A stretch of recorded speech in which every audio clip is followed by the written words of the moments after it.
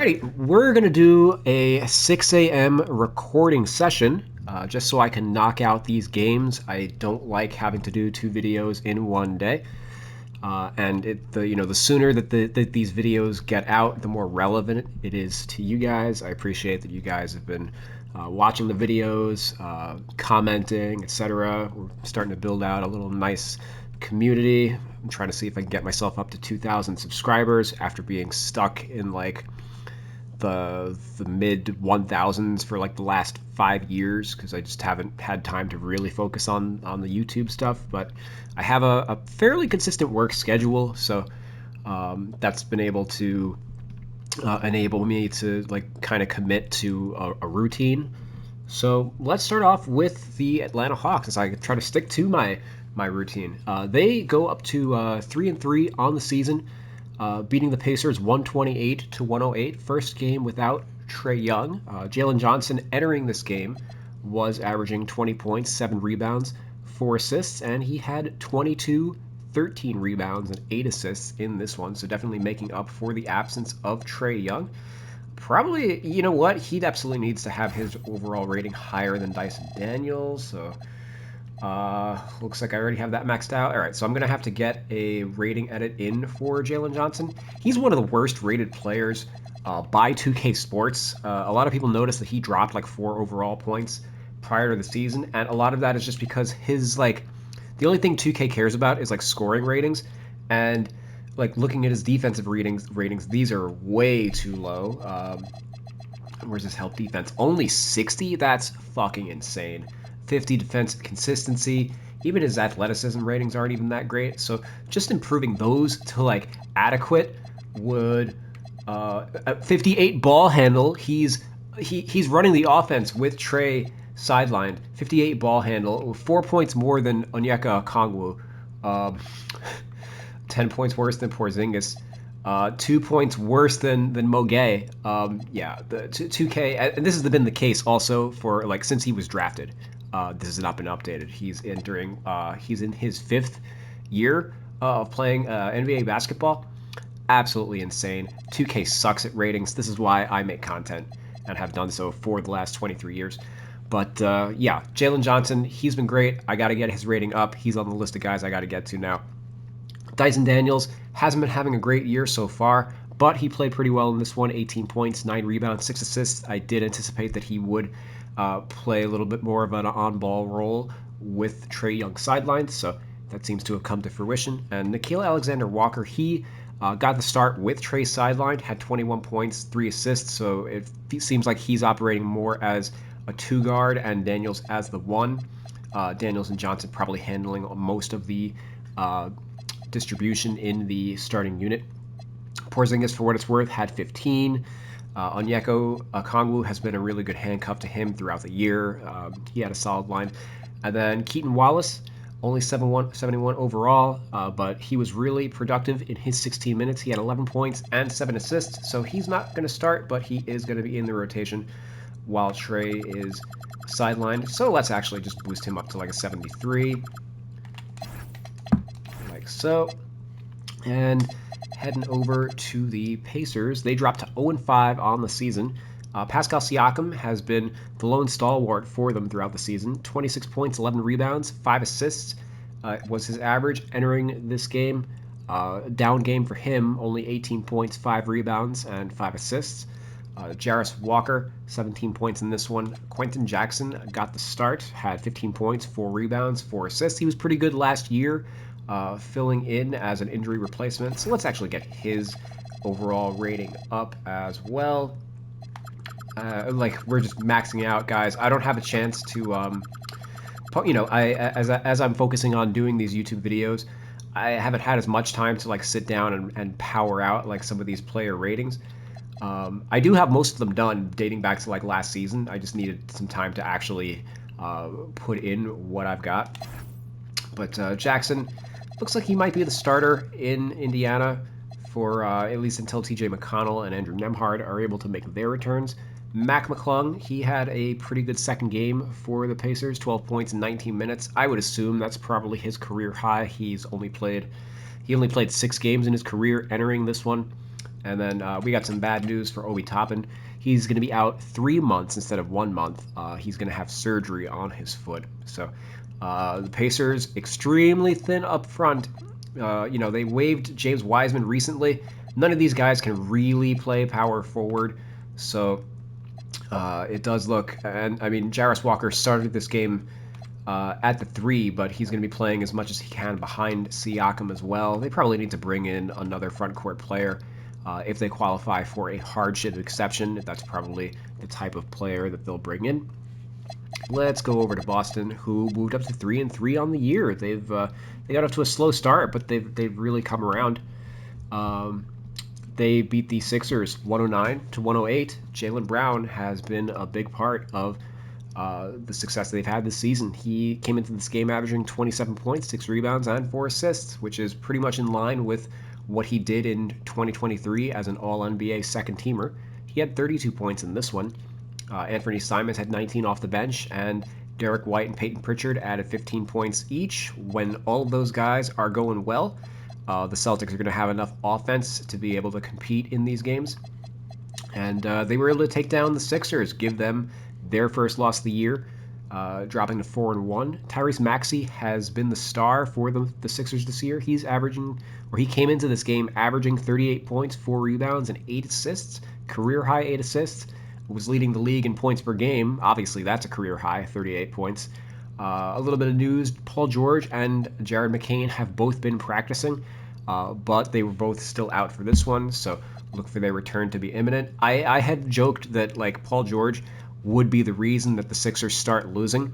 I was like, there's no way that they can justify actually playing him until the win streak is over, because otherwise, as soon as they lose a game, he's immediately going to be under the microscope. So now they got that first loss. Maybe he'll be back for the next game. But Maxey, a little bit of a down scoring game for him, only 26 points, but built on his assist average. 14 assists in this one. He has really improved his playmaking this year, so I've already boosted him up to a 78 pass vision. He's probably going to be in the 80s before you know it, and these will probably get a boost as well. Embiid, he was all right in this one, 20 points in 25 minutes. Probably a season high, 25 minutes is my guess. He has been on a minutes restriction all year. He did play down the stretch during crunch time and missed the game winner. Sixers were down 1. You would want your big man, you'd think, to get a shot at the rim, but they just kicked it to him 28 feet away, and he bricked a 3 as the go-ahead basket. Quentin Grimes was solid in this one as well. VJ, 17 points, 5 rebounds, 5 assists. He continued playing well. Ditto for Kelly Oubre, 17 points, 9 rebounds. But they haven't really gotten much else besides the starters and Quentin Grimes.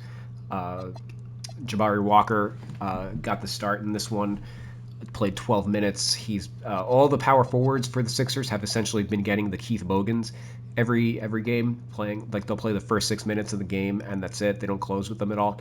They're all just keeping the seat warm for Paul George to return. So we'll see if when he comes back, if they're able to carry some momentum and get ahead in the standings in the Eastern Conference early in the year. The Toronto Raptors, they also had a little bit of a bounce-back game, ending their losing streak, 112-101, taking down the Cleveland Cavaliers. Scotty Barnes came into this one averaging 22 points, 6 rebounds, 4 assists, but they were led in this one by R.J. Barrett and Brandon Ingram, both of them with 20 each. And let me actually sideline Jakob Poeltl, as he has missed the last 2 games. Colin Murray-Boyles has started each of the last 2 games as a small ball center.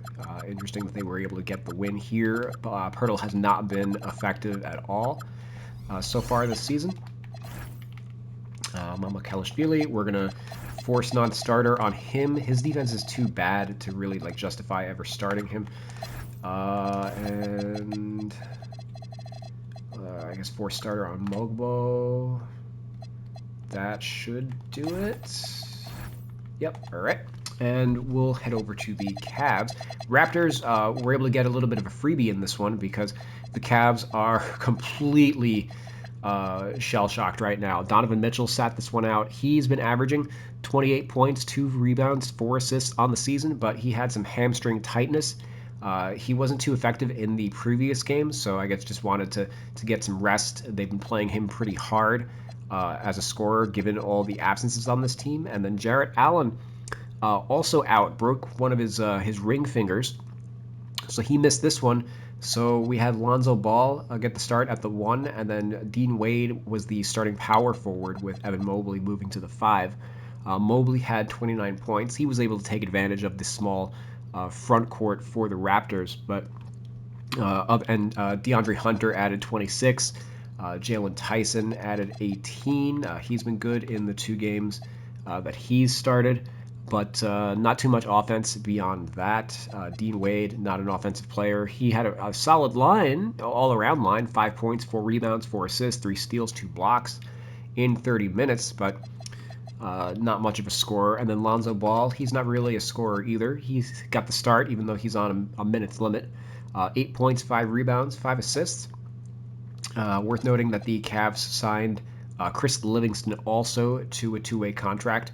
They were one of the 2 teams in the league that didn't have a third 2-way signed, so I added him on. The Brooklyn Nets are the only other team missing a third 2-way at the moment. And let's go over to the Wolves. They moved up to 5-0 on the season, taking down the Knicks 135 to 125. Nick Vucevic has been pretty steady throughout the year, averaging 18 points, 13 rebounds, 5 assists. He had 26 points in this one, but the real star was Josh Giddey, who had a career-high 32 points, 10 rebounds, 9 assists, so 1 assist shy of a triple-double. Really solid game in this one. He was too big for the Knicks, for Jalen Brunson and Miles McBride, so they had to stick Miles Bridges on him for a lot of the game, and even then, Giddey still has a size advantage on him. So solid game for him. Ayo Dosunmu, he was great off the bench with 22 points and 9 assists. He outscored the New York bench all by his lonesome. Let me see if I can actually get him up to a... Nope, he's already maxed out. Just another player that I got to do the ratings on. I don't know if I disagree, if I agree with... Again, this athleticism ratings, the defensive ratings for some of these guys are just whack. Let's go over to the Knicks. They dropped to 2-3 on the season. Not looking so hot for them. Jalen Brunson came in, averaging 32 points, 4 rebounds, 5 assists, and he's really had the nick for the knack, but Karl-Anthony Towns has been dreadful this year. Mitchell Robinson, he made his debut, 4 points, 11 rebounds, 20 minutes in the starting unit. And the Knicks otherwise had balanced scoring again. Jalen Brunson had 27, OG with 26, Bridges with 23, Cat with 22, but they only got 21 points off the bench on 6 of 22 shooting. The Mike Brown is running a deeper rotation, but it is not paying off. Miles McBride returned from a 2-game absence. He had 8 points. Yabusele he returned from a 1-game absence. Josh Hart, he came back a couple games ago, but he's still absent. 0 points, 1 rebound, 1 assist in 15 minutes, and I had to tank his rating. I dropped his intangibles all the way down, as he's just not having an impact at all. The Knicks are in trouble. Like what they're doing right now is not working. Cat is struggling, and they're getting nothing out of the bench.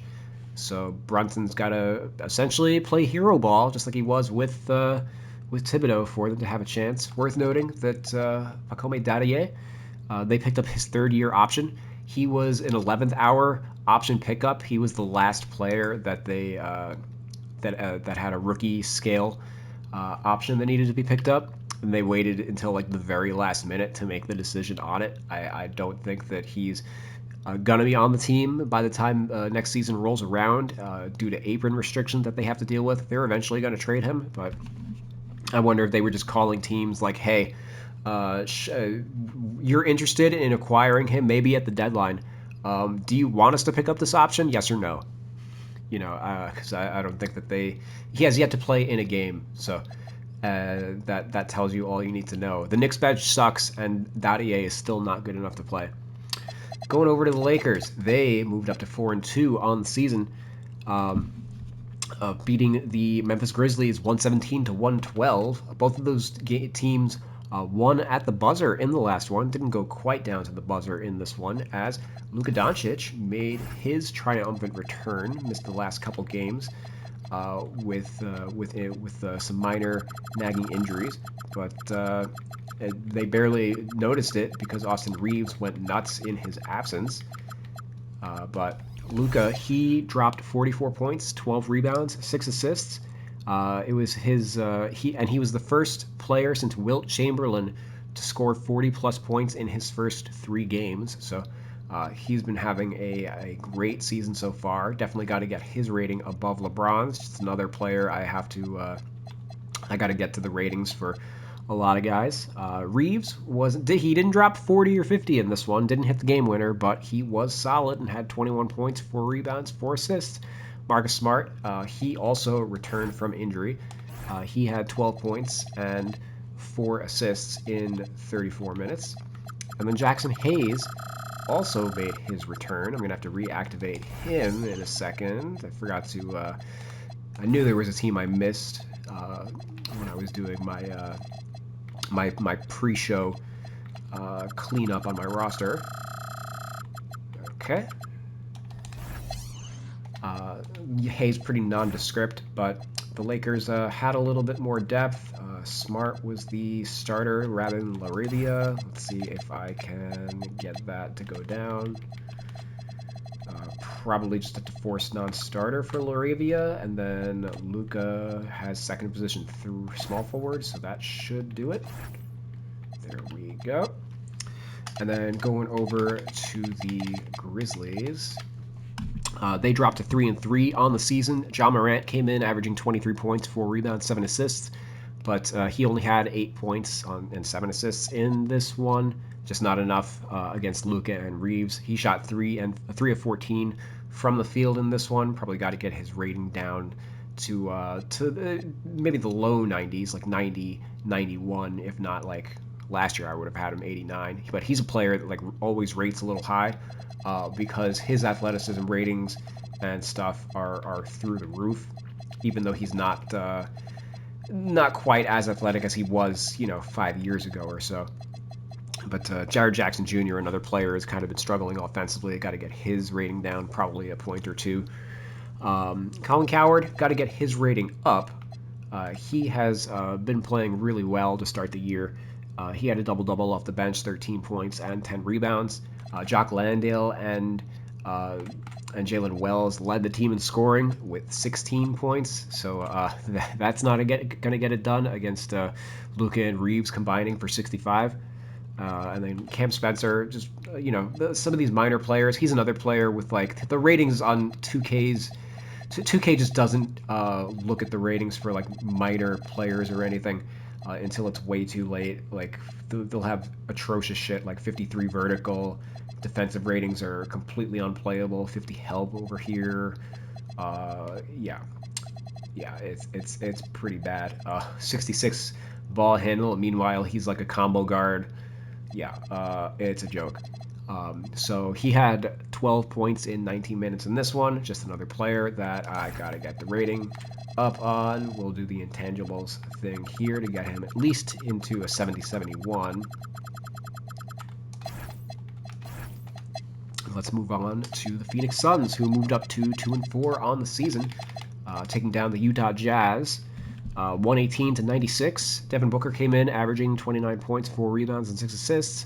He had 36 points, 5 rebounds, and 9 assists in this one. So solid game for him. He's been one of the few guys holding things together for them. Ryan Dunn had he doubled with 13 points and 10 rebounds, and then Colin Gillespie has been really solid throughout the year. 12 points and 6 assists, 27 minutes. Just another player who we've got to get a higher rating on. 2K doesn't really adjust the ratings for these role players ever. So for a lot of them, I have the Band-Aid, the intangibles Band-Aid on them, but I got to go through and do some major surgery I'll try to get that done Monday, Tuesday, which is essentially my weekend. The Utah Jazz. They dropped 2 and 3. Lauri Markkanen, I was able to actually get his rating done. He's averaging 34 points, 7 rebounds, and 3 assists on the season. He had 33 in this one. Keontae George, 17 points and 9 assists as well. And the Walker Kessler, he had a quiet game, but I did tweak his 3-point rating up to 76. Didn't get a chance to do George yet, but I did do a full rating edit on Markkanen. He's over his last 3, not including this one, he was averaging 39 points. So he had like 20 or something in the opener, but in the 3 games since then, he's been, and I guess now 4 games since then, he has been really good. You know, he dealt with a back injury last season, and it's really evident when you look at his true shooting. Can we do that from here? Career stats, advanced? Yeah, all right. So 64 true shooting. In his first year with the Jazz, this is the year that he was an all-star and was most improved player. Followed that up with 63 true shooting again. Then last year he dealt with the back injury, 57 true shooting, a huge drop-off for him. Right now, he's at 66% true shooting on 28% usage. Both of those are career highs. So it makes sense to essentially revert a lot of his offensive ratings back to what they were in these first 2 years, because it seems like he's completely over the injuries that he was dealing with last season. So I did make upgrades to his 3-point rating, his draw foul rating. Obviously, when you're dealing with a back injury, you're not trying to draw too much contact. And his shot IQ and offensive consistency, those are kind of like baseline ratings, but they do affect his overall rating a lot. Just dropping this by 10 points and this by like 15 points probably is going to account for two overall points to his rating. That's why 2K will, for the most part, the only ratings they ever update in their fucking roster updates is IQ, offensive consistency, and intangibles. That's it. And then 3-point rating, like the stats on that are such high variance that you'll have guys go up and down 1 point based on how well they shot it in the last 2 weeks. But for the most part, it's those 3 core ratings that they change when they want to boost somebody's rating. So we did that. We played the game, but as we get a little bit more of a sample, things like his layup rating, the rest of these shot ratings, those will probably go up. I just don't want to go too overboard, only 5 games into the season. And then also, I updated his badges, of course. I update badges for every single player in the league. You can see I've got Hall of Fame set shot specialist, and then Hall of Fame slippery off ball on him. He comes off tons of screens. I don't even know if 2K even has. They might have a bronze on him, or if they have a badge at all. Like the badge work that they have on Markkanen is really bad, because they also have like high quality badges on him for like stuff he doesn't even do. Yeah, so I got the rating in for Markkanen. I had been talking about it for a couple days. Probably could stand to go up to a 90 if he keeps this up, but not bad for a first draft. Let's go on over to the Portland Trailblazers. They moved up to 4-2 on the season, taking down the Nuggets 109-107. Denny Avdia was averaging 23 points, 6 rebounds, 4 assists in this one, and what do you know, he had 23 points as well here. So he's been a godsend for them. Probably should have a higher rating than Toumani Camara. I just got to do a little bit of cleanup to make that happen. I think Camara swapping their positions, I think, is ultimately what caused that. He probably rates lower at power forward. Yeah, and if we change him to small forward, yeah, exactly. So if you wanted to, that would be essentially the quickest way if you wanted to get their accurate overall ratings, because I think that is fairly appropriate. Otherwise, I'm gonna have to do a little bit of surgery to make that happen. But Drew Holiday, he has also been a godsend this year. 11 points and 13 assists. Shaedon Sharpe added 19. He's been better of the last couple games after shooting it atrociously for a little bit. And then Robert Williams III actually made his season debut. Had 4 points, 4 rebounds, and a block in 11 minutes. And his return meant that Han Sun Yang did not play. Hansen Yang, I didn't bring up his stats, but he's been like awful in pretty much every regular season game. There were people who were super high on him for his summer league, and I kept saying that summer league is like a joke. It is not a competitive atmosphere, so like whatever you actually see in that environment doesn't matter. I've seen too many like Anthony Randolphs, Marco Bellinelli's, Anthony Morrow's. Like summer league stats don't fucking matter, and he's nowhere. Even in the preseason, like he was fouling out of every game. His defense is not up to snuff. Like they're saying, oh, he might be like a Jokic caliber player. Yeah, like if his offense comes around, but defensively, he's like probably the worst defensive player in the league. He can't guard anybody. He was playing only like 5 minutes a game, and like it was not going well. So for them to go from a zero defensive player to a former all defensive player, not all an all defensive team player. He hasn't been healthy of late over the last 3 years, but that's a huge thing. As long as Robert Williams can stay healthy, that means going from Klingon to Robert Williams the third.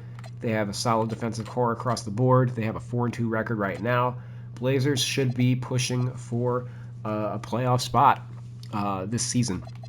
A little bit of bad news for them is Matisse Thybulle. Even though Williams came back, they are losing another former all-defensive player.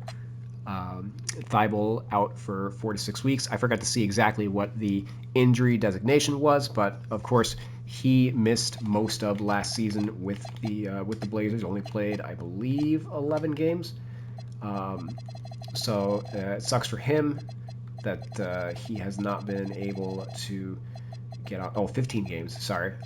Yeah, but it's been a little bit of a struggle to get on the court with the Blazers, who of course deal with they deal with a lot of injuries over the last 20 years or so, shall we say. Denver Nuggets, they dropped to 3-2 on the season. Jokic came into this one averaging 20 points, 15 rebounds, 11 assists, a triple-double. Only 20 points, so he hasn't been aggressive offensively to start the year.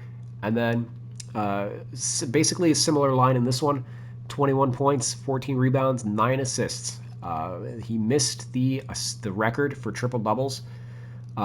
This would have been his 5th triple double to start a year, which would have set the NBA record. But instead, he's now tied with Oscar Robertson and Russell Westbrook as the only 3 players in history to start a season with 4 consecutive triple doubles. So just barely missed out on some history.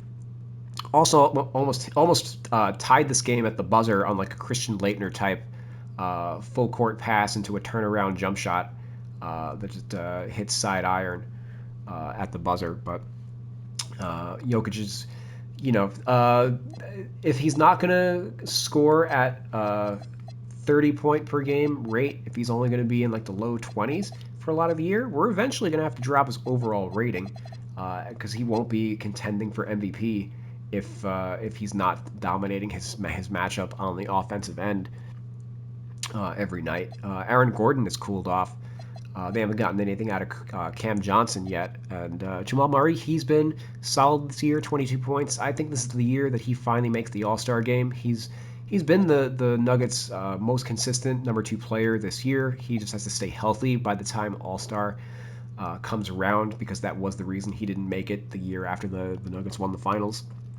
Going over the Clippers, they moved up to 3-2 on the season, taking down the Pelicans 126 to 124. James Harden came in averaging 21 points, 5 rebounds, 8 assists, and he had 24 points and 14 assists in this one. Kawhi added 34 points and hit the game-winning mid-range jumper in this one. Bradley Beal returned from a 2-game absence. He had 9 points in 21 minutes. Got to get his rating down the way things are going. The Norm Powell trade is pretty bad if it turns out that Norm Powell is just better than Bradley Beal at the moment, because like John Collins he's been okay as like a backup, but between like the two of these guys, I think you'd rather have Powell than the two of these guys based on how Powell's been playing for Miami.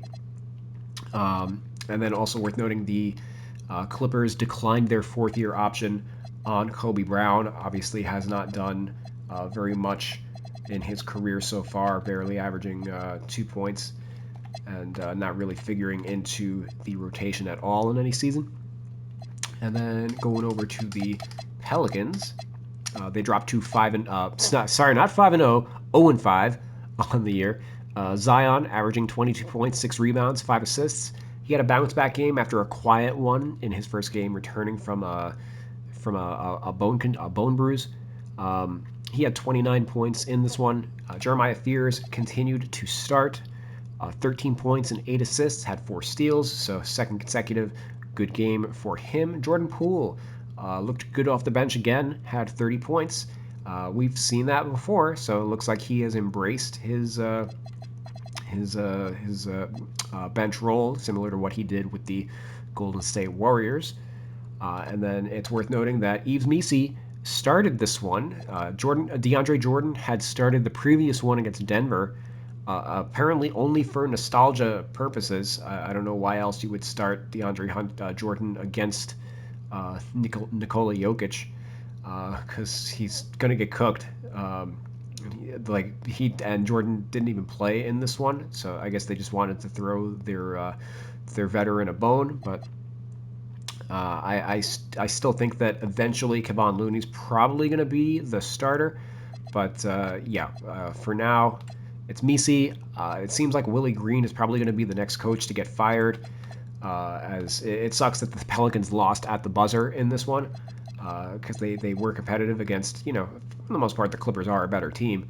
But, each game that they lose, it probably means we're closer to Green not sticking around with the team. James Borrego is, I believe, the associate head coach.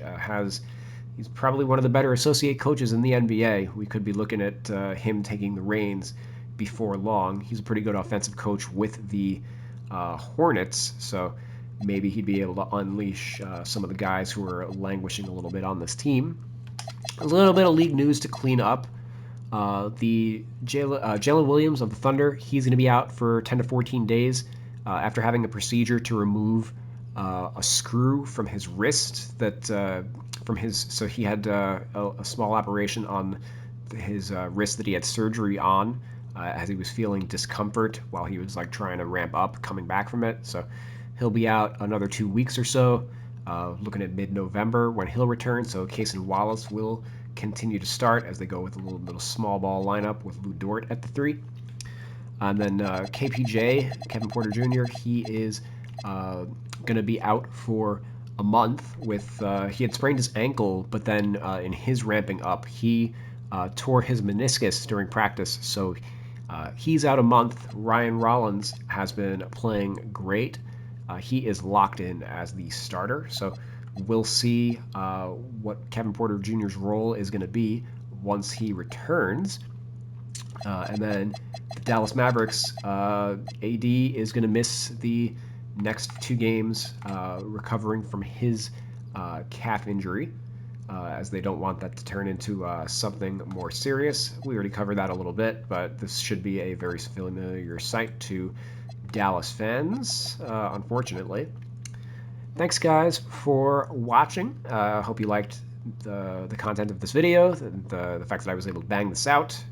I'll see you guys tomorrow. I didn't actually look at what we have on the slate for tomorrow. Let me see. We have... God damn it. Loading. Saturday.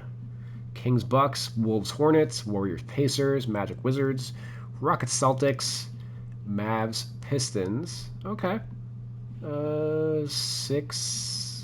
6 games. Okay, so hopefully, if nothing crazy happens in any of those games, I'll try to get a few of these ratings in. If there's somebody that you need that I need to get a rating in that I didn't mention during this video, feel free to drop it in the comments. Otherwise, thanks for your support. Like, follow, subscribe, blah, blah, blah. See you guys later.